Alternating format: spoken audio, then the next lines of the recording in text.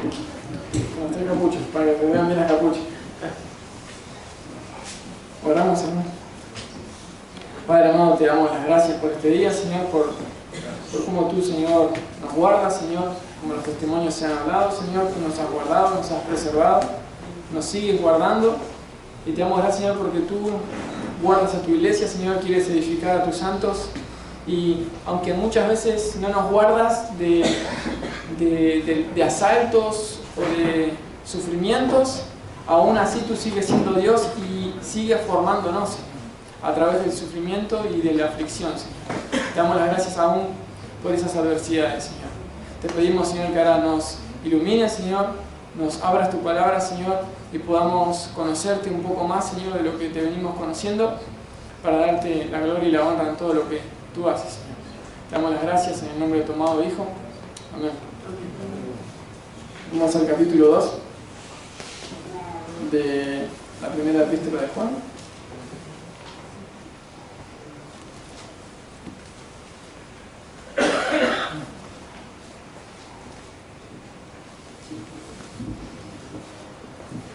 El versículo 9 en adelante dice: el que dice que está en luz y aborrece a su hermano está todavía en tinieblas. El que ama a su hermano permanece en la luz y en él no hay tropiezo. Pero el que aborrece a su hermano está en tinieblas y anda en tinieblas y no sabe a dónde va, porque las tinieblas le han cegado los ojos. Os escribo a vosotros, hijitos, porque vuestros pecados os han sido perdonados por su nombre. Os escribo a vosotros, padres, porque conocéis al que es desde el principio. Os escribo a vosotros, jóvenes, porque habéis vencido al maligno. Os escribo a vosotros, hijitos, porque habéis conocido al Padre. Os he escrito a vosotros, padres, porque habéis conocido al que es desde el principio. Os he escrito a vosotros, jóvenes, porque sois fuertes, y la palabra de Dios permanece en vosotros, y habéis vencido al maligno. El pastor había compartido, creo que hasta el versículo 9, y hoy vamos a estar compartiendo estos versículos, desarrollando estos versículos. Y el versículo 10 dice: el que ama a su hermano permanece en la luz y en él no hay tropiezo. La importancia de lo que Juan acá viene hablando es que la iglesia estaba sufriendo una división, estaba sufriendo con falsos profetas del agnosticismo, como se venía comentando anteriormente. Estaban los agnósticos, que ellos creían que Jesús no había venido en carne, y otros creían que la carne sí había venido en carne, pero era un ascetismo, o sea, una forma legalista de vivir, que no tenías que, en la carta de Colosenses nos habla un poco de eso, es decir, no toques, no gustes, y trataban de ganarse el favor de Dios por medio de sus obras. Acá Juan está combatiendo estos falsos maestros que se habían introducido. En el capítulo 2 se va a desarrollar eso, sobre falsos maestros, falsos hermanos que se metían encubiertamente. Y estos hombres se metían encubiertamente y habían llevado a muchos hermanos, y muchas divisiones se habían causado por causa de estas personas. Y muchos de nosotros quizás hemos sufrido el problema de divisiones. De cuántos saben que en una división a veces se van personas que amamos, personas que queremos, y por medio de no estar fundamentados en la palabra de Dios, y por causa de no poner un freno por medio de la palabra de Dios, se llega a veces a crear una división donde hay personas que se van, hermanos genuinos que terminan lastimados aún dentro de la iglesia y tienen que ser sanados. Y lo que Juan quería combatir era esto, es decir, miren, y él le estaba consolando. Por eso dice en el versículo 12 en adelante, dice: os escribo a vosotros, hijitos, porque vuestros pecados os han sido perdonados por su nombre. Y lo que ahí Juan está haciendo énfasis es en decir, recordar cuál es la base del cristianismo, cuál es la base de la comunión. Es que Cristo nos ha perdonado por causa de su nombre. Y creo que lo más importante de la vida del cristiano es saber que nuestros pecados han sido perdonados. Aleluya. No saber cuán prósperos somos, si pactamos o no pactamos, o cuán bien me va en mi salud, o cuán bien me va en mi trabajo, o cuán bien lo estoy pasando, porque aunque quizás queremos prosperar en los negocios y pensar que si yo tengo más dinero voy a ser más feliz, y si no tengo ni dinero voy a poder vivir mejor, lo que Dios está queriendo decir es que realmente la importancia del cristianismo es en saber y tener la convicción clara de que nuestros pecados han sido perdonados. El otro día le escuchaba a Miguel Núñez decir que cuando arranca la carta esta dice que Él tiene la propiciación por nuestros pecados. Dios había hecho propiciación por nuestros pecados. Y creo que Gabriel había hecho el Paracalei, ¿no? ¿Se acuerdan? Sí. Amén. ¿Se acuerdan? Bueno, hablaba de eso, ¿no? Que tenemos un abogado. Y Miguel Núñez decía, muchos cristianos están viviendo en la condenación de sus pecados sin saber y vivir en el presente perdón de sus pecados. Entonces todo el tiempo están pensando en todos sus pecados pasados y cómo está haciendo mal y todo lo que están haciendo mal, en vez de vivir en el presente continuo de que Dios ya ha perdonado nuestros pecados. Y que hoy cantábamos, creo que si prestaron atención, o a veces cantamos sin prestar atención, yo mientras cantaba me di cuenta que sin darnos cuenta cantábamos canciones de clamor. O sea, Jehová, es decir, el ángel de Jehová oyó mi oración, llevó mis angustias. Salmo 116, cantar al Señor un cántico nuevo, el Señor me libró del Seol. Hebreos 4, entrar con acción de gracia a su presencia, un sacerdote. Y las tres cosas, las tres canciones, las tres alabanzas hablaban de lo mismo, de que podemos entrar a un lugar santísimo. La oración del creyente siempre es oída. La oración del creyente, por más que nosotros pensemos que no son oídas porque no nos estamos entregando como debemos entregarnos, no estamos viviendo como debemos vivir. Acá lo que Juan está diciendo es, os escribo a vosotros porque vuestros pecados han sido perdonados. Ya no estén pensando en todo lo que les pasa, porque más adelante vamos a seguir. Dice, os escribo a vosotros, padres, porque conocéis al que es desde el principio. Como un paréntesis, muchos pastores o maestros o teólogos dicen que estos tres, cuando habla de hijos, padres y jóvenes, los ponen en clasificación de que son tres tipos de cristianos en la iglesia. El más maduro, el que más... Pero la Biblia no dice eso. La Biblia, cuando habla de padres y de jóvenes, está hablando de la misma iglesia, de que no hay niveles espirituales, cada uno que ha llegado desde el más pequeño hasta el pastor que tiene 20 años en la iglesia, y Lucas que volvió, Cristo los ve igual. Él es tan santo como cualquiera.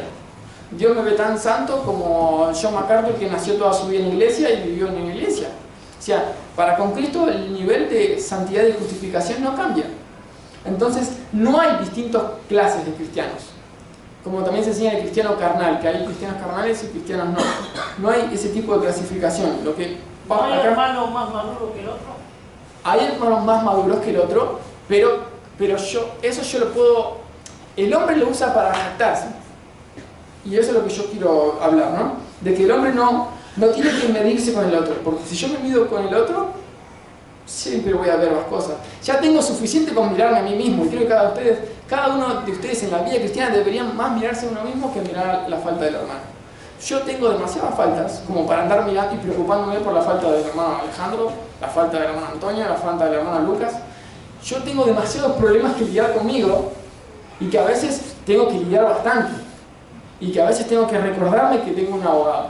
Y eso es lo que yo quiero recordar. Y eso es lo que Juan les quiere recordar a estos hermanos. Dejen de mirarse y vayan y sepan que sus pecados han sido perdonados por amor de su nombre. Y luego dice que ellos habían, en el versículo 13 en adelante, dice, os escribo a vosotros padres porque conocéis al que es desde el principio. Os escribo a vosotros jóvenes porque habéis vencido al maligno. Os escribo a vosotros hijitos porque habéis conocido al Padre. Esto es una realidad que todos conocemos al Padre. Aquellos que están en Cristo conocen al Padre.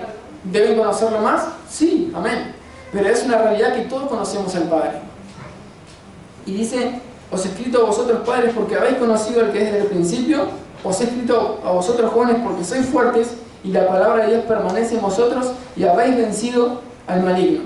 ¿Cuándo el cristiano entra en guerra? ¿Ustedes cuando estaban en el mundo el diablo los acosaba? ¿Los tentaba? ¿Los hacía el diablo del mundo? No.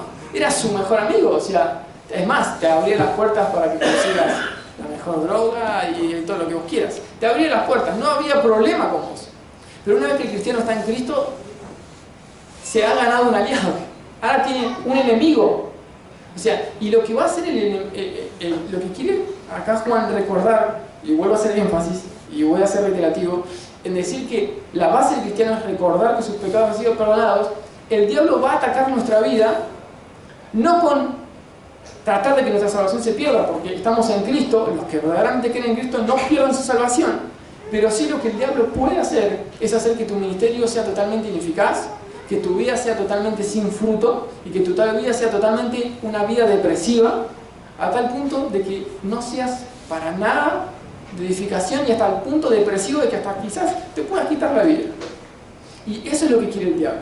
No te puede, él mismo sabe que no puede hacer perder a uno de sus hijos, pero sí, él puede hacer ineficaz la vida de un hijo de Dios. Y acá lo que nosotros debemos recordar es que tenemos que consagrar nuestra vida al Señor y recordar que nuestros pecados han sido perdonados y que si estamos en Cristo tenemos una lucha. Y esa lucha la vamos a vencer. Hablaba sobre David y Goliat, que él lo venció con la espada. Y nosotros decimos la espada, la Biblia, la palabra de Dios. Amén. Pero qué lindo es leerla. Pero la espada no sirve si no está guardada en su corazón. Y cuando viene... Ahora, ¿cómo lo venció Jesús al diablo en el desierto? Sacando la Biblia y diciendo, la espada de Dios. No.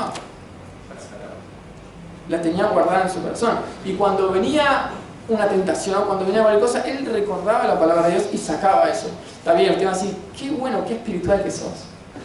Sos un re vencedor, sabes muy bien. Yo también lucho y yo también me estoy predicando a mí mismo de que yo me tengo que recordar eso. De recordar que cómo tengo que vencer al enemigo, cómo tengo que vencer mi tentación, cómo tengo que vencer mi desánimo, cómo tengo que vencer mi angustia, cuando pienso que ¿para qué me toca dar el mensaje hoy? Y cada vez que llego un miércoles unos amigos me toca hablar, digo, no, Señor, y me recuerdo todo, que yo no sigo, hasta a todos los que están acá adelante. El otro día hablaba con un hermano, no voy a decir el nombre, pero lo voy a mirar de reojo, dice, no, la verdad que presidí muy mal. No, yo no sirvo para presidir. Y realmente todos los que hemos presidido o hemos predicado, hemos terminado de predicar y hemos dicho, ¡qué desastre! ¡Soy un desastre! No puedo ni predicar nada. Y la verdad, todo por ahí lo que tenías estudiado y llegaste acá y fue ineficaz.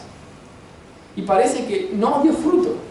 Pero la palabra de Dios y la iglesia de Dios permanece por Dios, no por tu creatividad. Ahora vamos a ver a Marcos cómo expone la primera epístola de Juan, capítulo 2. A ver qué creativo es al hablar sobre os escribo a vosotros hijitos. A ver qué va a sacar ahí. No, es exponer la palabra y dejar que la palabra diga lo que tenga que decir. Yo no tengo que ser creativo. La palabra de Dios tiene que ser eso. Y recuerdo algo que dice John Piper, y eso me parece espectacular. Cuando tú predicas y te pones dentro de un púlpito, escóndete detrás de la palabra de Dios. Que no se te vea. Escóndete. Y cuando tienes que hablar, exalta la palabra. Y deja que la palabra hable sola. No trates de ser creativo o de tratar de ver qué elocuencia tiene o cuánto sabe. Sino de que realmente podemos ser sencillos en decir, os escribo vosotros hijitos, vuestros pecados han sido perdonados por su nombre. Y si realmente somos con un corazón sincero y dispuesto a captar esa verdad, es suficiente para que la palabra entre en nuestro corazón y nos penetre y nos rompa en mil pedazos. Pero tiene que estar el Espíritu de Dios y la sencillez. Por eso Isaías 66 dice que Él mirará a aquel que tiembla y es humilde ante su palabra. No dice que no, dice que mirará al que es graduado en el teólogo de Westminster y enseñado por el mejor pastor. Dice aquel que es humilde y tiembla su palabra. Y eso es lo que Dios quiere por medio también de las pruebas. Eso es lo que también el Señor quiere por medio de causas difíciles en la vida del cristiano. Él quiere llegar al punto de no hacernos fuertes, sino realmente hacernos perder toda fuerza de nosotros mismos. Como le dijo a Pablo en Corintios, 2 Corintios 1:8, dice que Él lo llevó a tal punto hasta que tenga la desesperanza de morir a sí mismo. Y Pablo entendió que Dios quiere que lleguemos a la conclusión de que nosotros no podemos vivir el Evangelio por nosotros mismos y que recordemos que la vida del cristiano se trata de que Dios ha perdonado nuestros pecados por amor de su nombre. Y cuando yo vengo a alabar a Dios, vengo por causa de que Él ha sido bueno y fiel en perdonarnos por su nombre. Si yo prospero en algo es por su nombre. Si en el YouTube lo miran al pastor y el pastor es usado, no se debe a que el pastor es elocuente, es que Dios lo quiso usar al pastor. Si mi mensaje convierte a alguien, no se debe a mí. Todo lo que hagamos, todo lo que nosotros podamos hacer, no se debe a nosotros mismos, sino que la gracia de Dios obra a través del poder de su palabra, ¿no? Y dice, os he escrito a vosotros padres porque habéis conocido al que es desde el principio, os he escrito a vosotros jóvenes porque sois fuertes y la palabra de Dios permanece en vosotros y habéis vencido al maligno. Hace énfasis en que la palabra de Dios debe permanecer en nosotros. Y si la palabra de Dios permanece en nosotros, vamos a poder salir victoriosos en las pruebas. A veces no tan victoriosos, pero sí victoriosos. Y la palabra de Dios lo promete. Por eso el pastor hoy decía que en 1 hora, 40 por día, podemos leer toda la Biblia. También está ese método, ¿no? De cuando vas al baño, que todos tienen por ahí en el baño, la Biblia, esa chiquitita, no me acuerdo cómo se llama. En un año. En un año, y algunos la tienen en el baño. Cuando vas al baño la tienen ahí y la leen un poquito. Sí, no tuve que decir eso, pero la leen. Sí, José tenía, el hermano José. Así que podemos, con un poco de disciplina y, como hablaba también el hermano Gabriel el domingo, de poner nuestros pensamientos a la voluntad de Dios, entregar nuestro cuerpo en sacrificio vivo. No podemos hacer nada por nuestra salvación, pero en la santidad y en lo que significa la disposición, sí, Dios nos va a hacer responsables de eso. Nos va a hacer responsables y nuestro crecimiento va a depender mucho de nuestra entrega al Señor y nuestra madurez en nuestra disposición y crecimiento en su palabra. Si no guardamos su palabra, va a ser difícil que podamos crecer. Y es así. En Job dice, ¿crecerá el junco sin el lodo? No, imposible. ¿Crecerá el cristiano sin guardar su palabra? Imposible. Así que el Señor quiere que nosotros podamos, como primer término, entender que nuestros pecados han sido perdonados por amor de su nombre, y si hemos entendido eso, vamos a buscar nuestra propia santificación, nuestra propia santidad, y en nuestra propia santidad vamos a encontrar que estamos amando al hermano, porque al santificarme yo, voy a guardar al hermano. Así que esa es una clave para que nosotros podamos entender el Evangelio, y cada día recordamos el Evangelio, ¿no? Así que oramos, damos gracias al Señor y pasamos al momento de oración grupal. Amén, Señor, te damos las gracias, Señor, porque tú has sido fiel, misericordioso para con nosotros, has perdonado nuestros pecados.